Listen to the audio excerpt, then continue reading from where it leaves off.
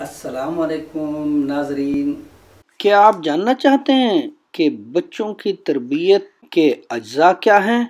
तो रहिए मेरे साथ, आज हम इसी मौजू पर बात करेंगे। तरबियत के अज्जा क्या हैं?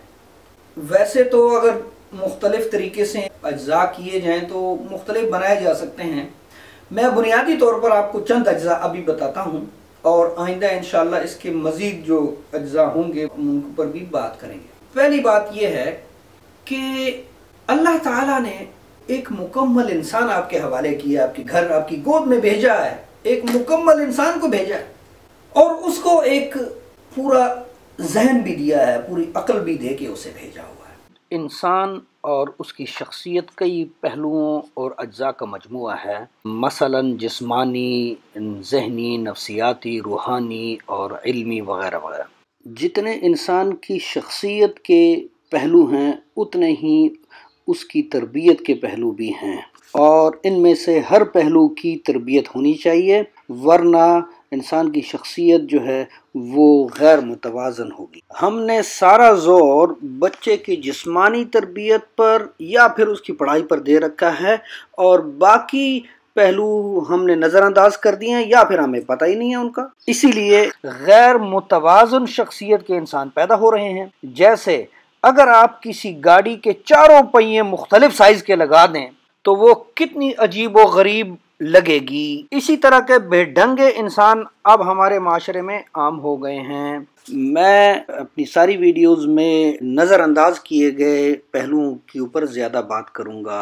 तरबियत के जिस पहलू पर हम सबसे पहले बात करेंगे वो है ज़हनी आज़ादी। तो ज़हनी आज़ादी ये है कि आप बच्चे को अपने जहन से भी सोचने दें। अगर आप ये चाहते हैं कि आपकी सोची हुई बातों को ही मन मान लेकर बच्चा चलता रहे, तो अल्लाह को क्या ज़रूरत थी कि उसको भी एक अकल दे के भेजिए। हर इंसान को उसने दी है ना, और उस अकल को इसलिए दिया है कि वो अपनी ज़िंदगी में, अपनी ज़िंदगी के लिए उसे इस्तेमाल करे। बतौर वालिदैन और बतौर मुरब्बी और असातिज़ा के हमारा ये फ़र्ज़ है कि उसको ज़हनी आज़ादी फराहम करें, उसे मौका दें कि वो अपने अकल से सोच सके और अपनी सोचों को उस पर न ला दें। ये एक बड़ा काम होगा अगर आप कर सकें। अगर आप ये काम करने में नाकाम हो गए और बच्चे को इस बात पर आपने मजबूर कर दिया कि वो आपकी हर बात को न सिर्फ कबूल करे बल्कि उसको अपनी जिंदगी में वो पूरी तरह से राइज करे और अपनी आंखें बंद कर ले, अपने कान बंद कर ले उनसे, और अपनी अकल को बिल्कुल जीरो से ज़रब दे दे कि मैंने कुछ नहीं सोचना है, बस माँ ने कहा है, बाप ने कहा है, उस्ताद ने कहा है तो बिल्कुल ये सही है, बस अब यही करना है, तो जनाब आपने उसका तो ज़हनी तौर पे कत्ल कर दिया है। मैं ये समझता हूँ कि सोचों पर पाबंदी हमारी तरक्की की राह में सबसे बड़ी रुकावट है। जब आप बच्चे को ये कहते हैं कि तुम बच्चे हो, तुम नहीं जानते हो, तुम्हें नहीं पता है, तो आपने ये रुकावट खड़ी कर दी है। नई सोचों और नए तरीकों की दरियाफ्त से ही हमारे मसाइल हल हो सकते हैं, हम नए दरवाजे खोल सकते हैं। जब ये हम बंद कर देंगे तो तरक्की कैसे होगी? अल्लाह तो अपनी किताब में बार बार सोचने की दावत देता है जब वो कहता है कि अफला यतदब्बरून अफला यतफक्करून। तो फिर हम कौन होते हैं सोचने पर पहरे लगाने वाले और सोचों को बंद करने वाले? जब कभी बच्चा आपके सामने अपने ख्यालात का इजहार करता है तो वो आपको कितने भी बुरे लगते हों या वो आपको कैसे भी महसूस हो कि वो बड़े शर्मनाक बात है, तो आप फौरी तौर पर बच्चों के ख्यालात की नफ़ी ना करें, बल्कि बाद में आराम से उन्हें उनके ख्यालात के मनफी और मुस्बत पहलू समझाएं।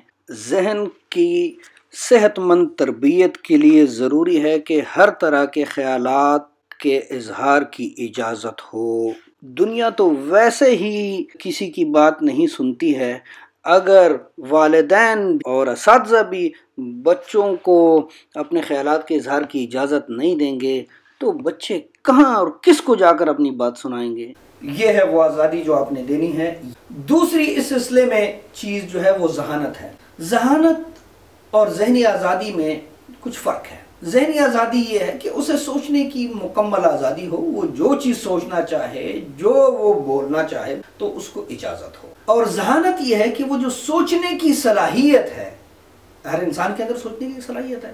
آپ نے محسوس کیا ہوگا کہ اگر آپ کے زیادہ بچے ہیں یا آپ بچوں سے تعلق ہے، آپ کا استاد ہیں، پڑھاتے ہیں یا پڑھاتی ہیں، تو آپ نے دیکھا ہوگا کچھ بچے ذرا ذہن سے ذرا تیز ہوتے ہیں اور کچھ ذرا سوچنے میں سلو ہوتے ہیں۔ تو یہ جو ذہانت ہے یہ ایک اندر کی مشین ہے، صلاحیت ہے، اور اس صلاحیت کو بھی ہم نے پروان چڑھانا ہے۔ یہ صلاحیت پروان کیسے چڑھے گی؟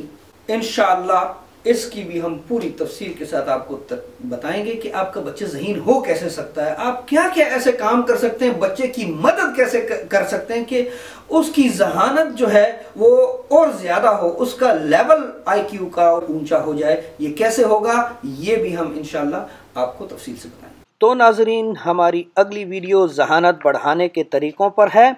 تب تک آپ ان 2 سوالوں کا جواب سوچیں اور ممکن ہو تو کمنٹس میں لکھ دیں۔ پہلا سوال یہ ہے کہ ذہانت کیا چیز ہے، اور دوسرا سوال یہ ہے کہ آپ کے خیال میں ذہین کون ہوتا ہے، یا آپ کس کو ذہین سمجھتے ہیں۔ ناظرین، ہمارے اس چینل کو آپ خود بھی سبسکرائب کریں اور اپنے تمام دوستوں تک یہ پیغام پہنچا کر صدقہ جاریہ میں حصہ لیں۔ اپنا اور بچوں کا بہت سارا خیال رکھیں۔ آپ کا بہت شکریہ اور خدا حافظ۔